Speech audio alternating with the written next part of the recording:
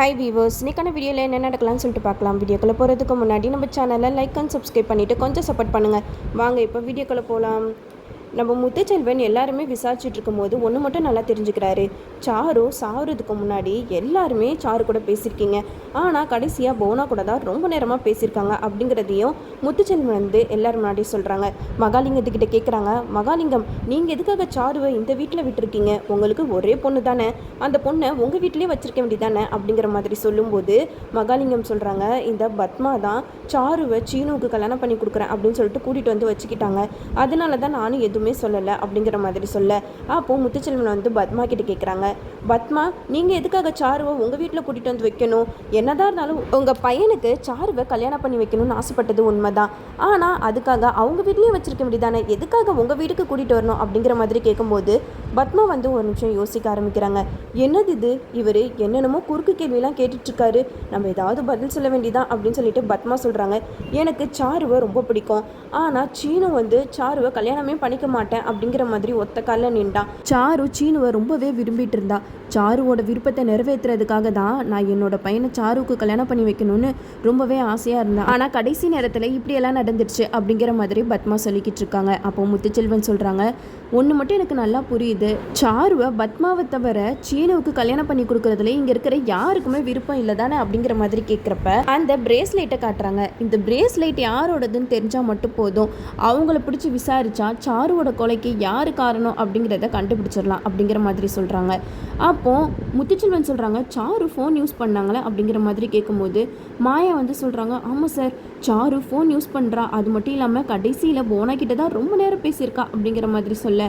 இது கேட்டால் முத்துச்செல்வன் சொல்கிறாங்க, மகாலிங்கம் உங்கள் பொண்ணோட ஃபோனை என் கையில் கொடுங்க அப்படிங்கிற மாதிரி கேட்குறாங்க. அப்போது மகாலிங்கம் சொல்கிறாங்க, எதுக்கு சார் ஃபோனெல்லாம் கேட்டுட்ருக்கீங்க அப்படிங்கிற மாதிரி கேட்கும்போது முத்துச்செல்வன் சொல்கிறாங்க, நீங்கள் பாருங்கள் சார், உங்கள் பொண்ணோட மரணத்துக்கு பின்னாடி பெரிய காரணம் இருக்குது, அதை பற்றி தான் நான் விசாரிச்சுட்டு இருக்கேன், நீங்கள் என்னென்னா அதை பற்றி கொஞ்சம் கூட திங்க் பண்ணாமல் ஃபோனை தரதுக்கு யோசிக்கிறீங்க அப்படிங்கிற மாதிரி கேட்குறாங்க.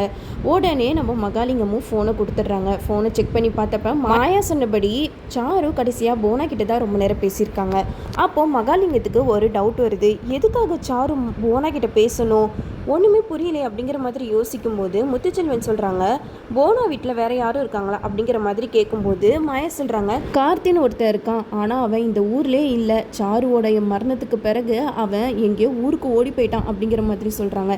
அப்போ முத்துச்செல்வன் சொல்கிறாங்க, நீங்கள் சொல்கிறதெல்லாம் வச்சு பார்க்கும்போது சாரு டெத் ஆனதுக்கு அப்புறம் தான் அந்த கார்த்தி இந்த ஊரை விட்டே ஓடி போயிருக்கான், இதெல்லாம் மிங்கிள் பண்ணி பார்க்கும்போது இந்த பிரேஸ்லைட் அவனோட தான் இருக்கலான்ட்டு எனக்கு ரொம்பவே சந்தேகமாக இருக்குது அப்படிங்கிற மாதிரி சொல்கிறாங்க. அப்போது மகாலிங்கம் சொல்கிறாங்க, இங்கே பாருங்கள் சார், உங்களை வந்து இவங்க திசை திருப்புறதுக்காக இப்படி என்னென்னமோ சொல்லிக்கிட்டு இருக்காங்க அப்படிங்கிற மாதிரி சொல்லும்போது முத்துச்செல்வன் சொல்கிறாங்க, இங்கே பாருங்கள் மகாலிங்கம், எங்கள் வேலையை நாங்கள் கரெக்டாக தான் பார்க்குறோம், நீங்கள் எங்களுக்கு கோஆப்ரேட் பண்ணுங்கள் அப்படிங்கிற மாதிரி சொல்லிடுறாங்க. போனா வீட்டுக்கு போகிறாங்க. போனா வீட்டுக்கு போயிட்டு விசாரிச்சுக்கிட்டு இருக்காங்க.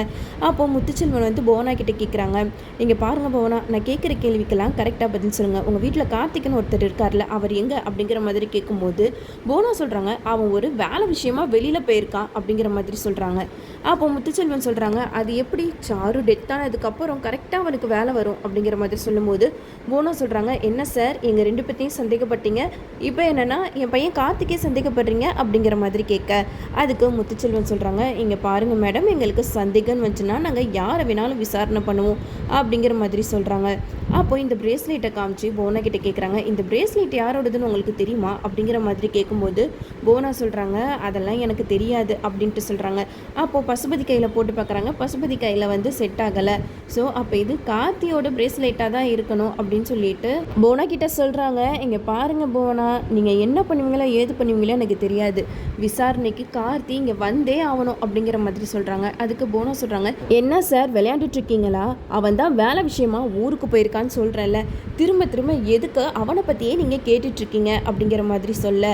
இதை கேட்ட முத்துச்செல்வன் சொல்கிறாங்க, மேடம் நீங்கள் சொல்கிறதெல்லாம் வச்சு பார்க்கும்போது எனக்கு என்னமோ இந்த கொலையா அந்த கார்த்தி தான் பண்ணியிருக்கணும்னு தோணுது அப்படின்னு சொன்னோன்னே நம்ம புவனாக்கு பயங்கர ஷாக்கிங் ஆகிடுச்சு.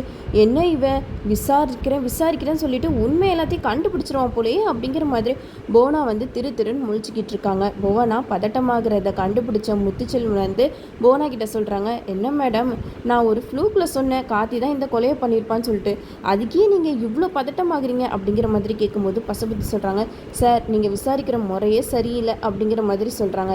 இது கேட்டால் முத்துச்செல்வன் சொல்கிறாங்க, என்ன சார் நான் விசாரிக்கிற முறை சரியில்லை, நான் கரெக்டாக தான் விசாரிச்சுக்கிட்டு இருக்கேன். எனக்கு என்னமோ அந்த கார்த்தி தான் இந்த கொலையை பண்ணியிருக்கணும், அவன் எங்கே இருந்தாலும் வர சொல்லுங்கள் அப்படிங்கிற மாதிரி சொல்கிறாங்க. அப்போ போனா சொல்கிறாங்க, அவன் எங்கே இருக்கான்லாம் எங்களுக்கு தெரியாது அப்படிங்கிற மாதிரியே சொல்லிட்டு இருக்காங்க. அப்போ முத்துச்செல்வனுக்கு செம கோவம் வருது. நீங்கள் பாருங்கள், என்னோட விசாரணைக்கு நீங்கள் கோஆப்ரேட் பண்ணலன்னா பின்னாடி பெரிய பிரச்சனை ஆகிடும், அப்புறம் நீங்கள் தான் இந்த கொலையை பண்ணீங்க அப்படின்ட்டு தேவையில்லாமல் ஃபைல் பண்ணி உங்கள் 2 பேர்த்தையும் உள்ள தள்ள வேண்டியதாக இருக்கும் அப்படிங்கிற மாதிரி சொல்கிறாங்க. இதை கேட்ட பசுபதிக்கு என்ன பண்ணுறதுனே தெரியல. போனா என்ன நடந்தாலும் சரி, நம்ம கார்த்தியை மாட்ட விடக்கூடாது, நம்ம கார்த்தியை விசாரணைக்கு வர சொல்லுவோம், கார்த்தி கொலை பண்ணதான் வேறு எந்த எவிடன்ஸும் இல்லை, அதனால நம்ம பயப்பட தேவையில்லை அப்படின்னு சொல்லிட்டு பசுபதி வந்து புவனா கிட்ட சொல்கிறாங்க. புவனாவும் அதுபடியே கார்த்திக்கு நான் கால் பண்ணி வர சொல்கிறேன் அப்படிங்கிற மாதிரி சொல்கிறாங்க. இதெல்லாம் பார்த்துட்டு முத்துச்செல்வன் வந்து நினைக்கிறாரு, என்ன ஒரு பொய்யை மறைக்கிறதுக்கு பல பொய்கள் சொல்லிக்கிட்டு இருக்கீங்களா, கூடிய சீக்கிரமே உண்மை வெளிவரும்போது தெரியும் அப்படிங்கிற மாதிரியே அவர் வெயிட் பண்ணிக்கிட்டு இருக்காரு. புவனா கார்த்திக்கு கால் பண்ணுறாங்க. கார்த்தி கால் அட்டன் பண்ணி பேசுகிறாங்க. என்னத்தை எப்படி போய்கிட்டு இருக்கு அப்படின்னு கேட்கும்போது புவனா சொல்கிறாங்க, கார்த்தி உன்னை போலீஸ் விசாரிக்கணும்னு சொல்கிறாங்க அப்படின்னு சொல்ல, இதை கேட்ட கார்த்திக்கு பயங்கரமாக ஷாக் ஆகுறாங்க. என்னத்த சொல்கிறீங்க, போலீஸ் வரைக்கும் இந்த விஷயம் போயிடுச்சா அப்படின்னு சொல்கிறாங்க.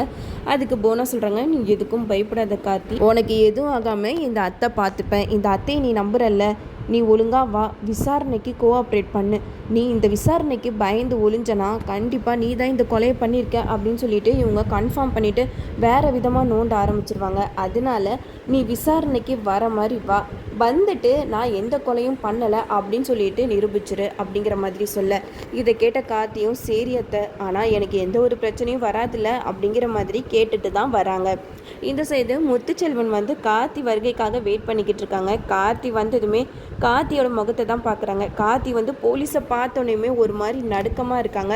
அப்போ முத்துச்செல்வன் கேட்குறாங்க, என்னாச்சு கார்த்தி, ஏன் ஒரு மாதிரி நடுக்கமாக இருக்கீங்க அப்படிங்கிற மாதிரி கேட்கும்போது கார்த்தி சொல்கிறாங்க, இல்லை சார் நான் ஊர்லேருந்து வந்தெல்லாம் அதான் டயர்டாக இருக்கா அப்படிங்கிற மாதிரி சொல்ல, இதை கேட்ட முத்துச்செல்வன் சொல்கிறாங்க, சரி கார்த்தி நீங்கள் எதுக்காக ஊருக்கு போனீங்கன்னு நான் தெரிஞ்சுக்கலாமா அப்படின்னு சொல்லி கேட்கும்போது அப்போ கார்த்திக் சொல்கிறாங்க, நான் கோச்சிங்காக போயிருந்தேன் அப்படிங்கிற மாதிரி சொல்கிறாங்க. அப்போ முத்துச்செல்வன் கேட்குறாங்க, அது எப்படி, சாரு கொலை நடந்த அன்னைக்கு தான் நீங்கள் நைட்டு ட்ரெயின் ஏறி கிளம்பியிருக்கீங்க, அதனால நீங்கள் தான் சாருவை கொலை பண்ணியிருக்கணும் அப்படின்ட்டு நாங்கள் சந்தேகப்படுறோம் அப்படிங்கிற மாதிரி பேச, இதை கேட்ட கார்த்திக்கு இன்னும் பதட்டம் அதிகமாகுது. இதை நோட் பண்ண முத்துச்செல்வன் வந்து மனசில் நினைக்கிறாங்க, இவன் என்ன நம்ம சும்மா விசாரிக்க ஆரம்பிச்சதுமே முகமெல்லாம் வேர்த்து கொட்டுது, ஒரு மாதிரி படப்படன்னு இருக்காரு, எனக்கு என்னமோ இந்த கொலையை இவங்க 3 பேரும் சேர்ந்து தான் பிளான் பண்ணி பண்ணியிருக்கணும், அந்த பழியை தூக்கி ரகுராம் குடும்பத்துக்கு மேலே போட்டிருக்காங்க, இதுதான் நடந்திருக்கு, விசாரிக்கிற விதத்தில் விசாரிச்சாதான் இந்த கார்த்தி வந்து உண்மையை ஒத்துப்பான் அப்படிங்கிற மாதிரி முத்துச்செல்வன் நினச்சிக்கிட்டு இருக்காங்க.